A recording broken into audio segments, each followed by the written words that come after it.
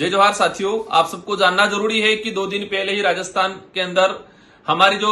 2022 के अंदर राज्य के जो गरीब परिवार के जो बच्चे हैं, इन बच्चों को पढ़ाने के उद्देश्य से राजीव गांधी स्कॉलरशिप योजना जो विदेश में या देश की सर्वोच्च विश्वविद्यालय के अंदर पढ़ने के लिए एक स्कॉलरशिप शुरू की थी। सरकार बदली, नाम चेंज कर दिया, राजीव गांधी स्कॉलरशिप से नाम बदल के स्वामी विवेकानंद नाम कर दिया। लेकिन उसके अंदर जो कमियां थी उनको दूर करने का काम नहीं किया और न ही जो गरीब परिवार को इस योजना को जो मुख्य उद्देश्य था कि गरीब परिवार का बच्चा जाए, एक गरीब माँ बाप जो अपने बच्चों को पढ़ाने के लिए एक स्कॉलरशिप का एक मुख्य सहारा समझता है, लेकिन राजकोष के पैसे का इस गरीबों के नाम से योजना शुरू हुई, लेकिन इसका दुरुपयोग किया और हाईकोर्ट ने इस पर संज्ञान लिया गया है। इस योजना में गरीब परिवार के बच्चों को जैसे कि 8 लाख की आय तक वाले को स्कॉलरशिप मिल रहा था, सेकंड कैटेगरी में 8 लाख वाला नहीं मिला है तो 8 लाख से 25 लाख वाला और 25 लाख से ऊपर वाला ई कैटेगरी 8E3 कैटेगरी में।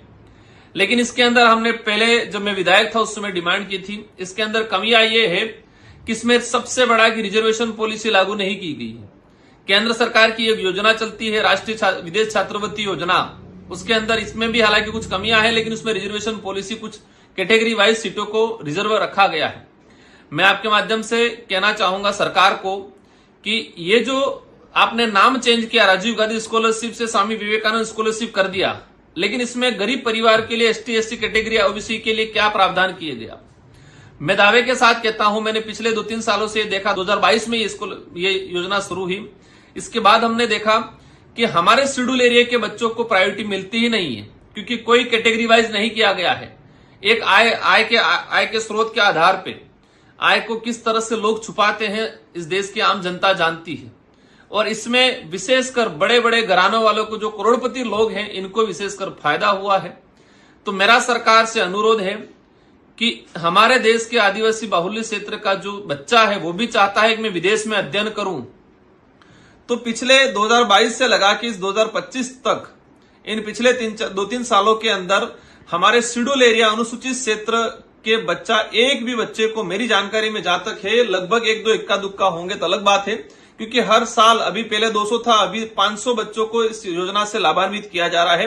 लेकिन शेड्यूल एरिया के बच्चों को कितना लाभान्वित किया गया, सरकार के पास कोई आंकड़ा नहीं, और नहीं हम जहां तक समझते हैं कि यहां पर नगण्य के बराबर इक्का दुक्का कोई बच्चा गया हो।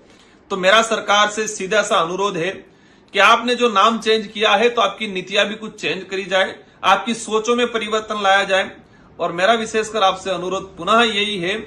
कि इसके अंदर कैटेगरी वाइज ST/SC OBC को सीटें रिजर्व होनी चाहिए, ताकि